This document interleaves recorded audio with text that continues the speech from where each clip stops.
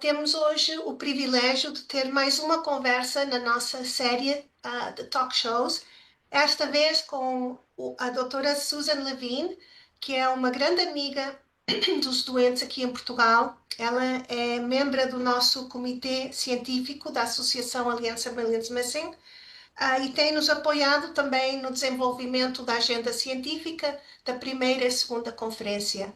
A doutora Levine é uma clínica especialista em doenças infecciosas, que tem mais de 30 anos trabalhando com doentes com encefalomialgia e recentemente também tem uma clínica especializada com as pessoas com long COVID, que cumprem os critérios da encefalomialgia também, e também é associada com o centro de Cornell, um centro de doenças Neuroinnervating Diseases, e foi uma das assessoras nacionais do desenvolvimento dos critérios americanos em 2016, da Academia Nacional de Medicina. E depois temos o André Filipe, que é o co-fundador da Associação Aliança Millions Missing. É uma pessoa que tem uma trajetória longa em defender os interesses dos doentes em Portugal e nas comunidades lusófonas e na promoção de os melhores conhecimentos baseados em evidência. Agora vou fazer a introdução em inglês. So I have the pleasure today of having Dr. Levine join us in our talk show. This is a very special talk show for us. Dr. Levine is a very big friend of the Portuguese patients. She serves on our scientific advisory board for the Aliança Millions Missing Association and also was on the scientific committee of the development of the first and second international conference in Portugal. Dr. Levine brings 3 decades of experience working with patients that have ME and other post-viral illnesses with fatigue. And recently she has incorporated a very big number of COVID patients, long COVID patients into her practice.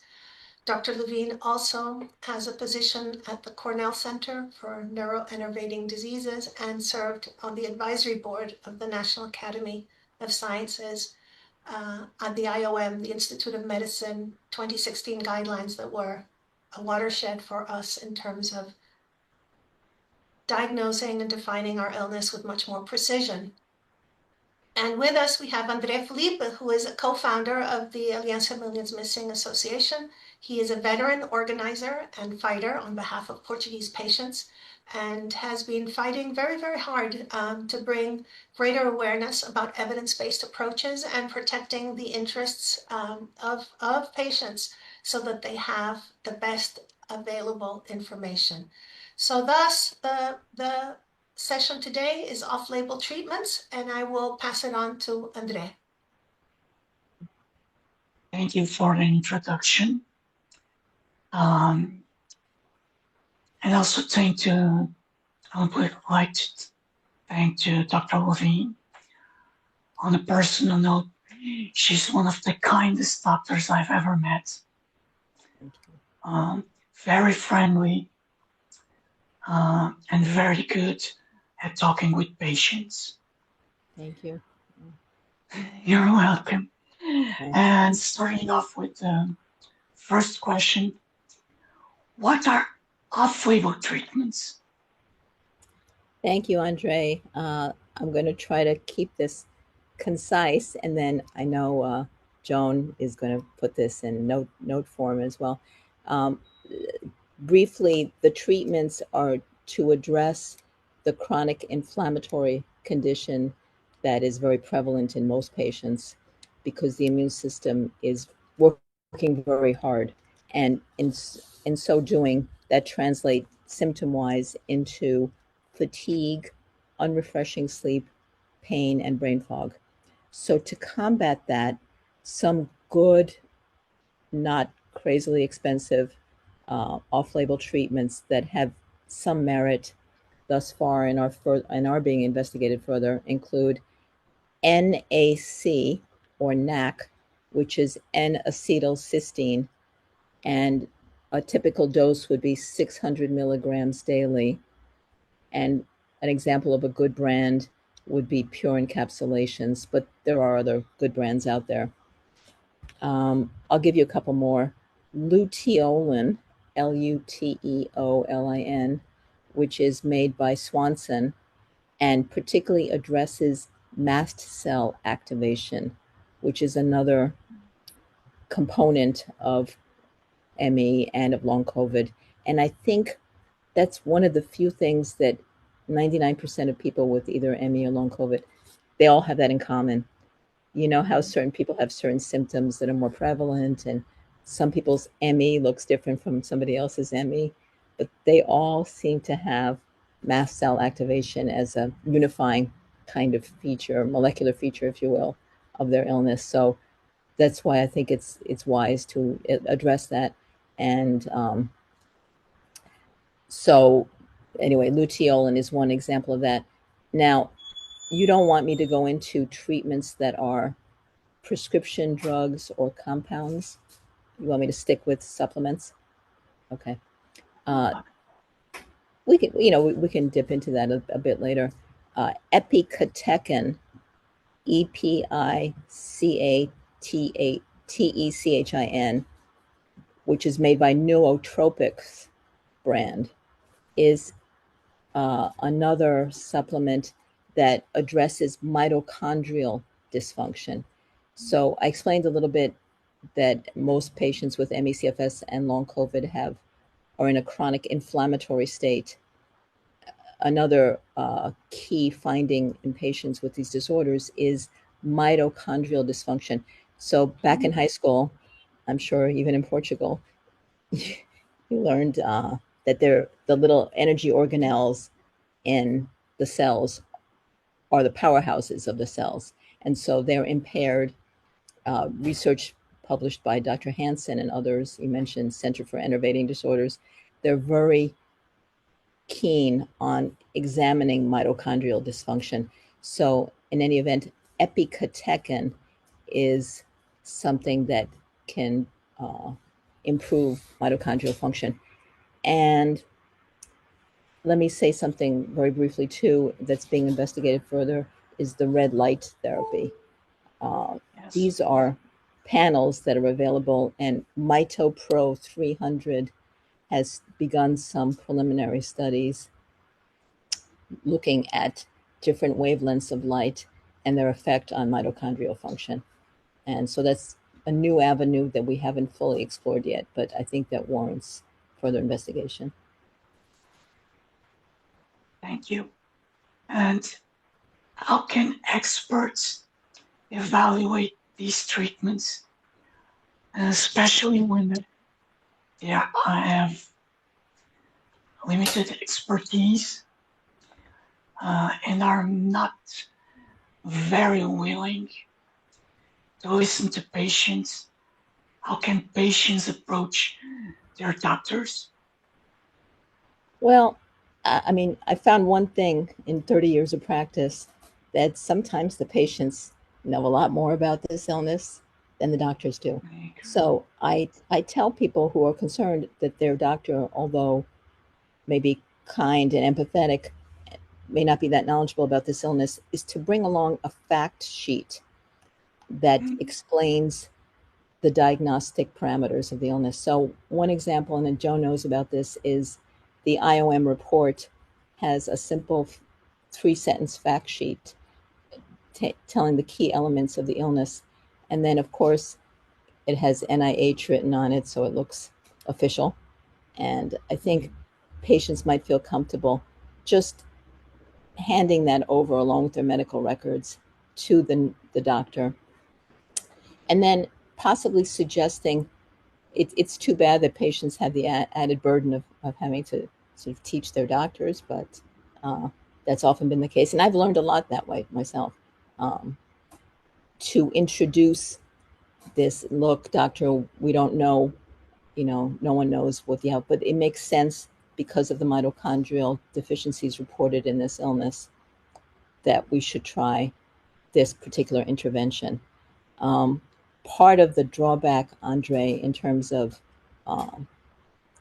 really being sure about any particular intervention in ME/CFS is that we still lack a biomarker for the illness. And most doctors are more comfortable if they can do a blood test and follow the trajectory of the blood test as the patient is on medication or some other therapeutic intervention. That doesn't really exist in ME patients or for this illness. So we've had to rely on symptom severity scales, and there are a number of them, and we use short ones so that patients are not burdened with having to fill out lengthy questionnaires. But there's a fatigue scale, and we can go into that further if you like. But the idea is just to have the patient, and I think more often than not, the doctor is willing to go along with it and to follow the patient with that. But I mean, really on a bigger scale, what we need are multi-site studies of different populations in different regions of Portugal, not just those that are at tertiary care hospitals or advanced hospitals.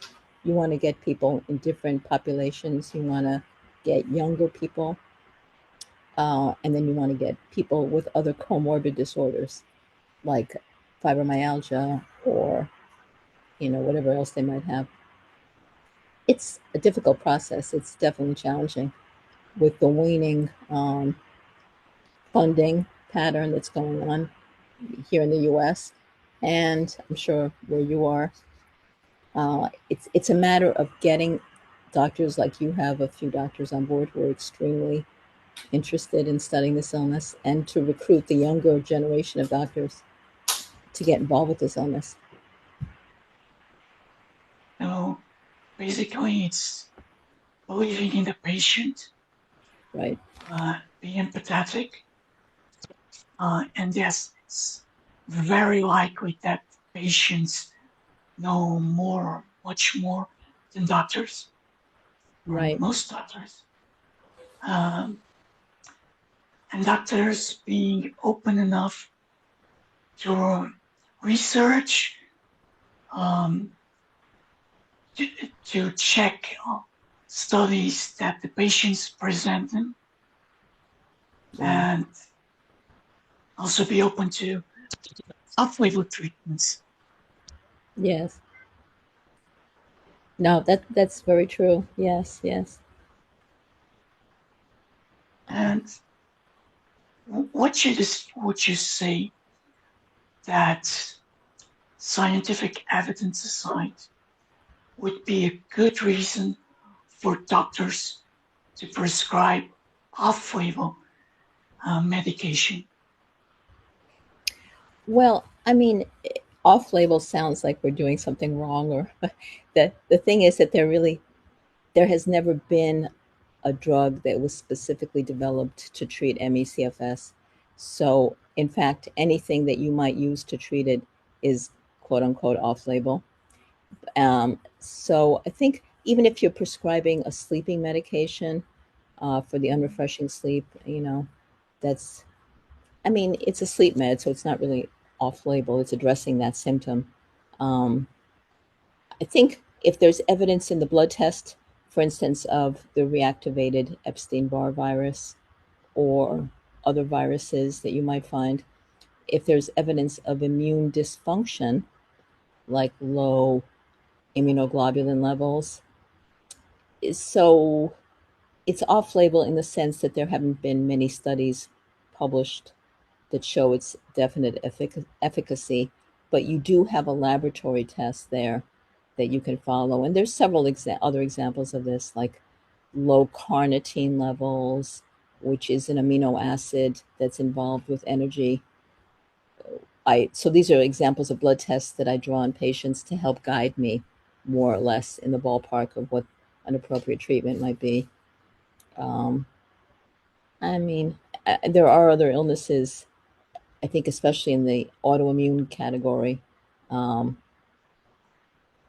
that, like, for instance, rheumatologists will prescribe anti-inflammatory drugs and sometimes biologic agents based on the clinical presentation, even if the blood tests are not that supportive, And usually they just follow the patient closely and check their labs to make sure that there's no adverse effects of any of the medications. So it's not that unusual a concept to do that. I'm not sure if you agree.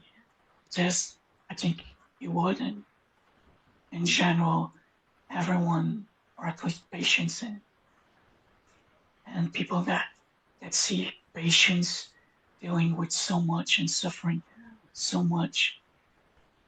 If a med is safe, it would be a matter of doctors base their approach on the suffering of the patients, being concerned about ameliorating the suffering of the patients instead of wanting hardcore evidence and Right. rejecting off-label treatment.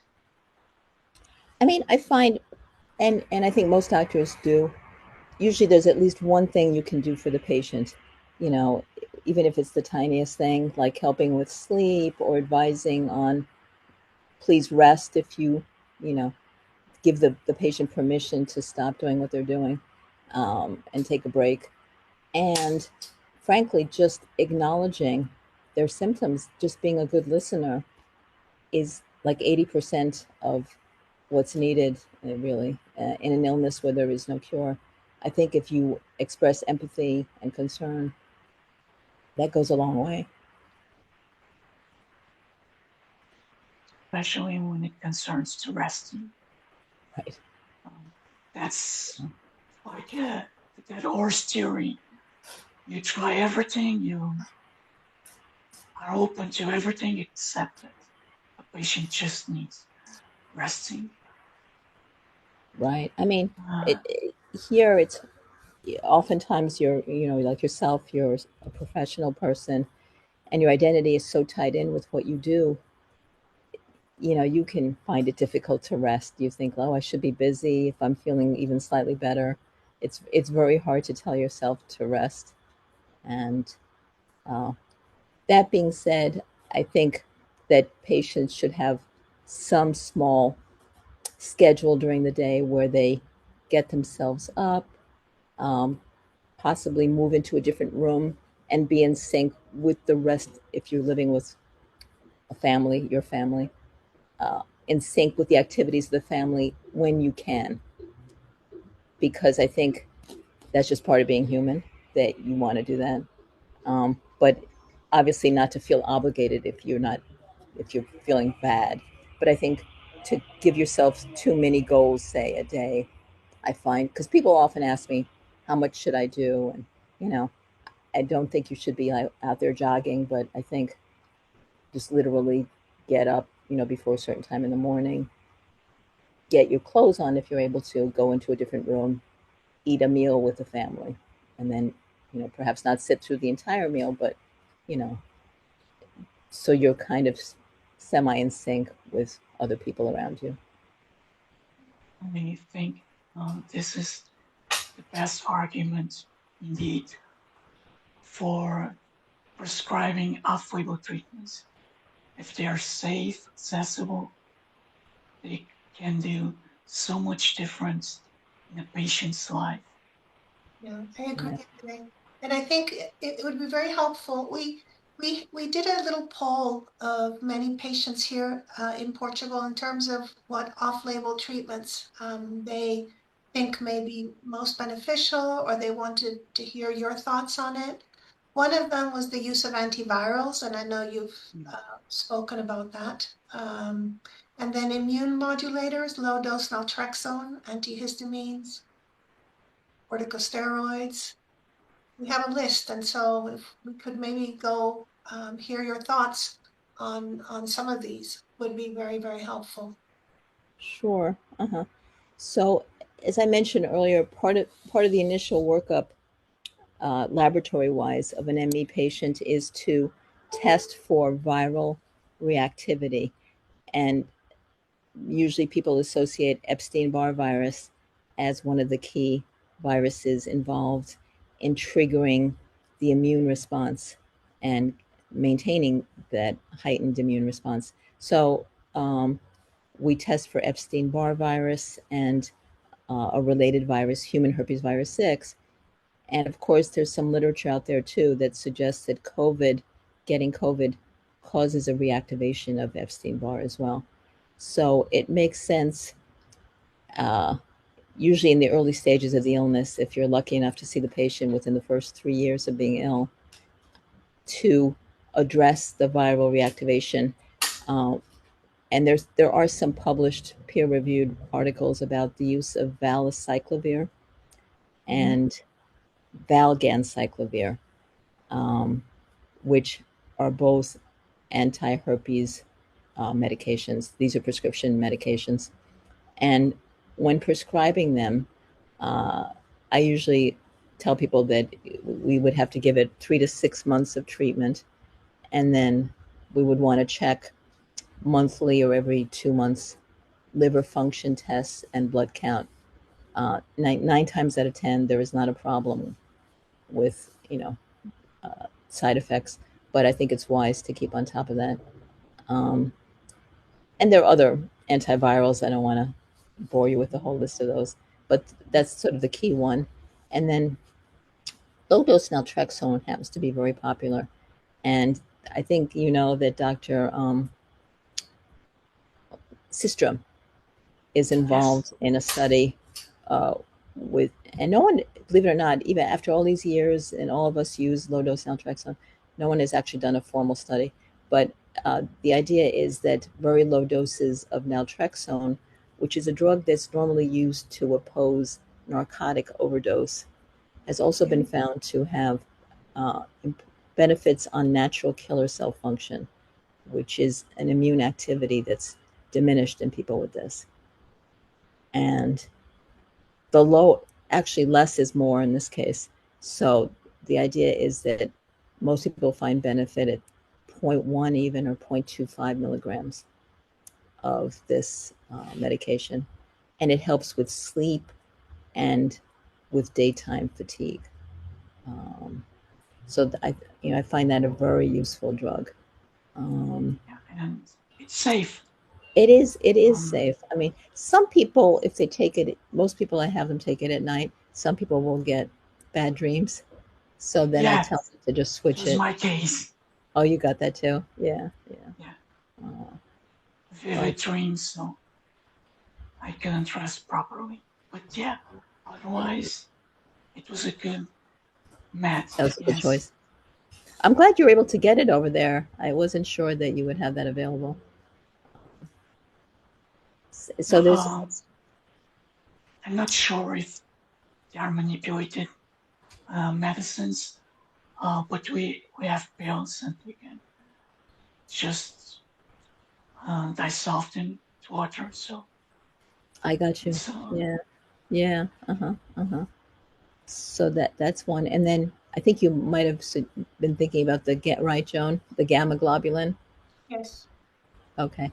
That, it's gamma globulin it's a pretty rigorous invasive treatment that one gets once a month, usually if it's intravenous. It is available as a subcutaneous preparation where you have to literally put it under your skin. I found it to be helpful, and I'd say 50 to 60% of patients, but you want somebody who is reasonably familiar with prescribing it to be at the helm of watching it. So it could be that you might not get your primary care doctor to prescribe that one. But I think if you can get it into the hands of an infectious disease or immunology person to get that started. And that one is also may take up to a year to see benefit. Sometimes I like to start people on interventions that they'll see something sooner so they feel encouraged. And then, so I actually explain that, that this is going to be a longer term benefit. So, but it's definitely worthwhile. I don't know how easy or hard it is to have access to it in terms of whether will health insurance pay for that? I guess that's a different story. But I know that's an expensive one. Yeah. In Portugal, you are eligible for it. You can get it in the national health system. But right now, it's not a recommended treatment for ME and CFS. you have to have another underlying condition, a primary autoimmune disorder. If you do, then you're able to receive any Right. for free, which is amazing. Mhm. Oh, good, good. Yeah, yeah. At a center of excellence. Okay. So there were a couple of other areas that we had identified. And people had wanted questions on metabolic and mitochondrial therapies. Yes. Okay. So some of those are primarily in the realm of some of the supplements I discussed earlier, the mitochondrial. So one of the things medications we started using after COVID was metformin. So metformin is used to treat insulin resistance, but it also seems to have an effect on inflammation. And there is a tendency for some ME patients to develop a premature insulin resistance and mild hyperlipidemia, even without changes in diet. And this is thought to be due to what I call hibernation state, where your body recognizes that it's not expending energy, and it kind of prevents excretion of the excess. It hangs on to the excess fat in your body, and it doesn't excrete it like it should, because normally we have a way of excreting excess fats. So actually, Ian Lipkin's group, who's one of the groups I'm involved with as well at Columbia Center for Solutions, has published metabolomic changes in ME/CFS patients. And you can see in those papers that there's a trend of insulin resistance and hyperlipidemia occurring in over like 10 years into the illness. And this, of course, can lead to risk factors for other diseases that people with this are more prone to. So that's another area that I think is worthwhile for doctors to consult their patients about, to see their cardiologist, to see their endocrinologist, to see if there's anything that they should be keeping an eye on over time.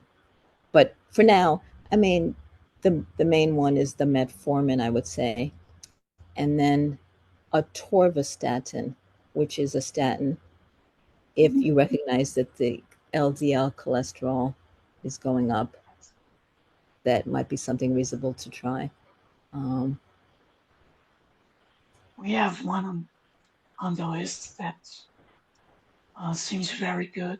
It's not available here. Rapamycin. Can you talk to about? Oh, the rapamycin? Yeah. Oh, okay. I was like, okay.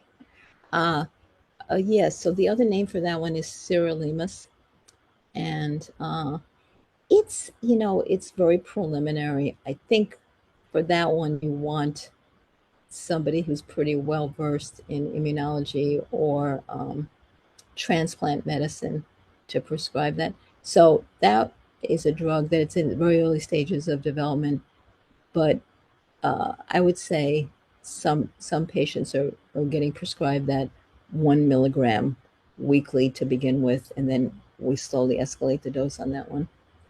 That one you have to be careful because the white blood count should be measured at relatively frequent intervals, and it gets a little tricky. We don't use it. I don't use it that much here because it isn't always covered by insurance, and I'm always worried that the patient isn't going to have the energy to go to the lab twice a month to get their liver and see blood count checked. So you just with those provisos, I mean I think it's something that should be studied, but again it may not be something that in the hands of a regular primary care makes sense to try right now. We have some medication that address autonomic and vascular support. Some are propanol, ibuprofen. They are safe and accessible from my experience. Yes. And do you get that from a cardiologist? The cardiologists are aware of that? For POTS and yeah. Hyperprotein, yeah. I think that, I think any intervention that targets the dysautonomia or the POTS-like symptoms and or the mast cell activation, you're likely to see some response rather soon. The antivirals and immunomodulatory agents are more long-term benefit that you may not see a response right away, but that may take a year or longer to, impart a benefit. What is the role of those medications in something that is very important? I think it's not well addressed. Endothelial damage. Endothelial damage? Yes. Okay. Wow, you're really up to date on the research. Yeah. So endothelial damage is something that, again, was brought to the fore, I think, with long COVID because of the platelet aggregation properties that occur with endothelial damage. In other words, it's a procoagulant effect, and it can cause, what we term microclotting, and lead to diminished blood flow to various organs. And again, I think the research there is in its infancy because the types of tests that you would do on people are not readily available to the regular to the doctor in practice. These are more now at this point research-based studies where they do, they look for blood flow in different areas, different blood vessels, and you need to get, for instance, like a nuclear medicine scan, and to look at a particular area. But I think it presents an interesting explanation of why there's diminished blood flow to certain areas, the endothelial damage that occurs as a result of having this illness. Endothelial damage seems one of the symptoms that is concerning because of the blood flow. And we have those treatments. We have those treatments that can be a bit preventive. Right. So it's another reason for for doctors to prescribe this medication as an off-label treatment. I think it's also important to address medication that supports neurological and cognitive impairments, like brain fog, executive function, and relief of post-exertional malaise. Right. Well, so you can tell me if you have these available in Portugal. You probably do. But, so some of the patients see a psychiatrist or a neurologist who will prescribe like Ritalin or Adderall. Okay. So these are stimulants. The downside is that there is this phenomenon of what we call wired but tired. And so some of the stimulants, it's like the same reason why a lot of patients don't drink coffee, because there's a temporary improvement, but then they crash afterwards because it's too activating. And so you have to be careful of that. And in addition, the some of the stimulants aggravate the POTS and the tachycardia. They'll make the heartbeat faster. So I use them judiciously, and I think other practitioners will, especially if the patient is working part-time or they have to go somewhere, they would take 5 milligrams of Ritalin, and that should be good. It won't take them over the edge. There are other meds that are off-label that, for instance, are prescribed in Alzheimer's patients, like Namenda and pentoxifylline, which increase blood flow to the brain, and they're much milder and exert a more subtle benefit. There's also supplements like ginkgo that can be useful this way, and probably a whole host of other ones like that. I think 3. Yes, please. Yeah. So I think those are good. I think we talked earlier a little bit about the neuroplasticity, the neurocognitive training. I'm not sure to what extent that's been looked at, or whether patients find that useful. I think there's certain modalities like meditation, and we talked a little bit about, some easy yoga poses, chair yoga. So what these things might do is reduce sympathetic overdrive and enhance parasympathetic. And so your breathing is slowed down, your heart rate is slowed down. There's vasodilation in the blood vessels to your brain. And so those, I think, are interesting things to look at. The problem is it's hard to tell people to get on a schedule of, you're going to do yoga 3 times a day. How long is that going to last? Certain things like that on a practical level haven't really been worked out for a lot of these treatments. Dosing schedules of a lot of the supplements, I think, are likely to vary from patient to patient. So typically I just tell people to take one of these, or this or that. But what if one is subtherapeutic for that patient but would work for somebody else? Do you know what I mean? So all those things are kind of waiting to be made more precise, and we're not there yet. We have 3 meds here for this issue. Guanfacine, armodafinil, and amantadine. I mentioned them because amantadine is available here. I think it's for Alzheimer's or multiple sclerosis. I don't know. Modafinil is available here. And guanfacine, I think from what I've heard, is very promising, but it's also very expensive.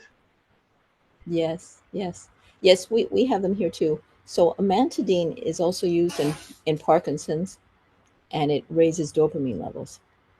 And and it also works on influenza, interestingly enough.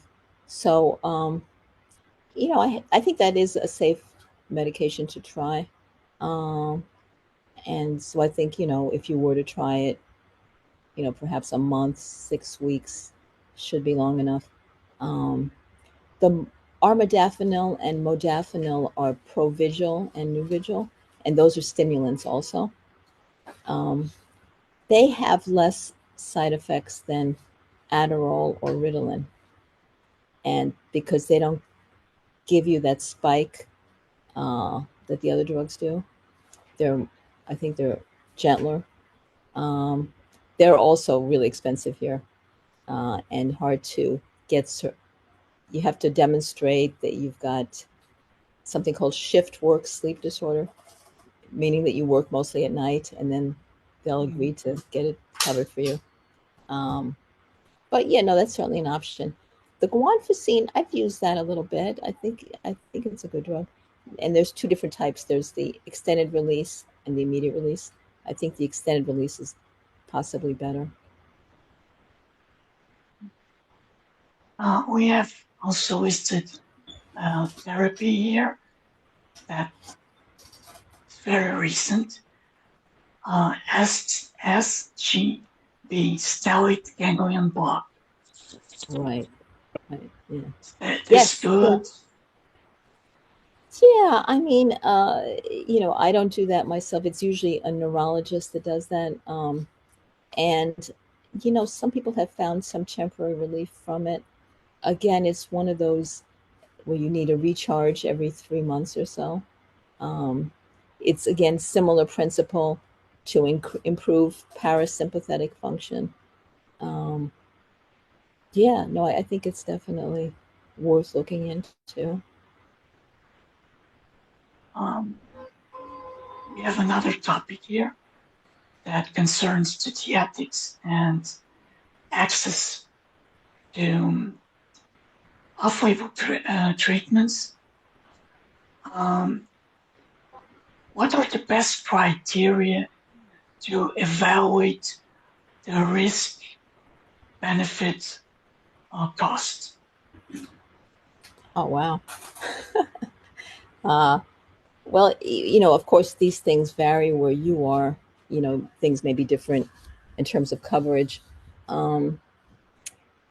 I mean, some of the supplements I mentioned earlier, I think are reasonable. You can purchase them on Amazon, the supplements. And I think along with a low price, the relative risk is also perhaps less. I think anybody who gets on a supplement, however, should check in with their doctor monthly, and you know, either by telemed or in person, and get, you know, again, liver, kidney function tests, CBC, that type of thing. As we get into these more intensive treatments, like the gamma globulin, for instance, and rapamycin, those warrant a more close, you know, more vigilance. You know, I guess just more or less common sense on a lot of these. When you get on the stimulants, people, and I've actually asked patients to buy a home blood pressure cuff to check blood pressure at different times of the day and while sitting or standing, to see if there's an impact there. Even if it's a small dose, I think it's worthwhile doing for a few days in a row. No, it would be very important to be supervised by a doctor. I would say so. Yeah. And I mean, I would think that most doctors there are familiar, even if they're not an ME/CFS specialist, about the stimulants and their potential side effects, and including the armodafinil. And because they lack the knowledge of ME/CFS, they usually are first to try off-label treatments. I think this is an issue. Yes. So it's very important that they are aware. Right. Just piping in, we got a couple of questions, André. I think you got them from some of the patients about some of the additional treatments that people have doubts on. I'll pass them on to you. Actually, if you could read them, Joan. Okay. Because I'm on the cell phone. That's okay, no problem. So it's hard to read the subtitles. That's fine. Some of the patients have approached their doctors to request the low dose naltrexone, and some physicians here are wary of prescribing it because they fear that it will create opioid dependency. Oh, yeah. So how does one respond to that? And I mean, it seems like a silly question, but it's happening. Yeah, well, I mean, I guess I would either find another doctor or, you know, so I could even forward you, there are a couple of articles on the use of low-dose naltrexone in ME/CFS patients. I don't think that's a concern. I think possibly the opposite. I mean, I think it might even prevent addiction, but because it's an opioid blocker. Same thing, by the way, a few people have thought of that with the nicotine patch. Do you know about that one? Because people are worried that they're going to start smoking again if they get on the nicotine patch. But anyway, I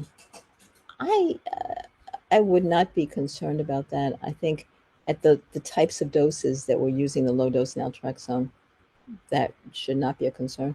I mean, but if somebody is concerned, they might see, for instance, a specialist in addiction medicine. I mean, that seems like a big thing to do, but to go out of your way to do that. But if they are concerned, they could consult with an addiction specialist. Okay. We also had some questions about hyperbaric therapy.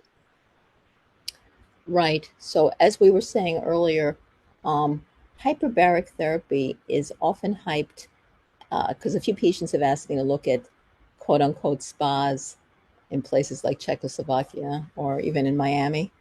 And they always offer hyperbaric oxygen as part of their treatment. And the problem with it is that it can be quite dangerous and can cause lung collapse because the pressures in there get quite high. And the other part of it is the sort of scam part is that you can feel quite good when you get out of there, but then that good feeling is lost after about 5 hours. And some of my patients have gone to local hyperbaric chambers here in New York. And again, it's one of those things where just traveling there can invalidate the benefit because, usually you have to travel kind of far to get to a place like that. And you're And it is expensive. tired from just the trip. Right now, I don't think. Interestingly, though, even though I just said all that, the idea of using a kind of a global treatment like that is interesting, but I think that it just has to be more fully researched. I mean, we know that hyperbaric oxygen kills off bacteria and intracellular organisms, which could be causing some of the ME/CFS symptoms. But by the same token, it just really needs to be studied further. And like André just said, it's also very expensive. Yeah. We have one other question, which is not an off-label treatment per se, but a complementary therapy. There's been some interest in bringing the parent technique to Portugal. We're cognizant that it's not recommended by the ME Association or included in the NICE guidelines. But I know that you have a very open mindset in terms of exploring complementary approaches. So we wanted to hear what your thoughts are on these osteopathy treatments, because it's osteopathy. Right. I think it's one of those treatments that, as you say, the expense has been a limiting factor for a lot of patients of mine anyway to explore that fully. I did mention I did have a patient who imported the guy who developed it from London, who came to the US to train the physical therapy people at Mount Sinai. But that being said, I think I don't think there's enough evidence to show that a simple osteopathy treatment is going to be of benefit in ME patients at this Is it point. dangerous?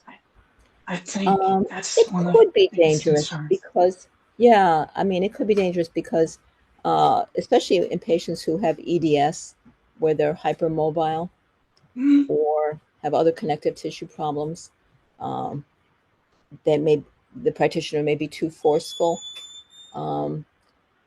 It's related to, I don't know if you wanted to even bring this up, but how the craniosacral instability is another kind of comorbid disorder that's looked at in a lot of ME patients.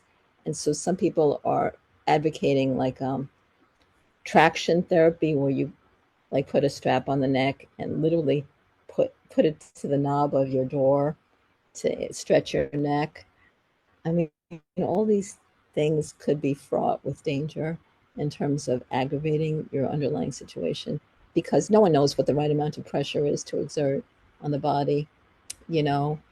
Again, a lot of this stuff is interesting in terms of theory and may well hold promise in the future, but it's in the category of things that I wouldn't do until we have like a multi-center trial going with really experienced people at the helm. I think that wraps up our questions, right, Andres? Yes. Thank you. Well, listen, I'd be happy to any follow-ups that you might have or clarify anything. Sorry if I got a little long-winded there. No, I think I speak on behalf of André and all of us. You know, your advice is precious because in addition to being clinically rich with the many decades that you bring, the experience that you bring, and treating a whole range of patients with different types of MEs, with different types of with different comorbidities. You know, your clinical advice is always impeccable, and then of course, you know, you're so knowledgeable about the research as well.